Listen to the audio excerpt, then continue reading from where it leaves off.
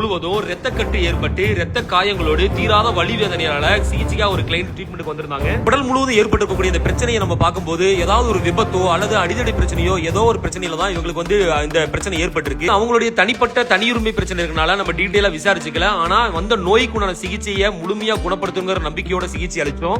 வந்து இந்த கிளைண்ட் எங்கிட்ட கன்சல்ட் பண்ணும் போதே நான் 2 நாள்ல இந்த வலி எனக்கு முழுமையா குணமாகணும், ஏன் என்னன்னு விசாரிக்கும் போது நான் ஃபாரின் வந்து கிளம்புறனால 2 நாள் கழிச்சு சென்னைக்கு எக்ஸாமுக்கு போறேன், அதனால எனக்கு 2 நாள்ல முழு விடுதலை கிடைக்கணும்னு சொன்னாங்க. சிகிச்சை முடிஞ்சு பெட்டை விட்டு இறங்கும் போது மிகப்பெரிய ஒரு மாற்றம். இது நாள் வரைக்கும் எனக்கு வந்து முதுகுல உடம்பு முழுக்க ஒரு பாரமா வெயிட்ட தூக்கி வச்ச மாதிரி இருந்துச்சு. காத்து மாதிரி உடம்பு ஃப்ரீயா பறக்கிற மாதிரி இருக்கு, லேசா இருக்கு அப்படிங்கிற மாதிரி ஃபீல் பண்ணாங்க.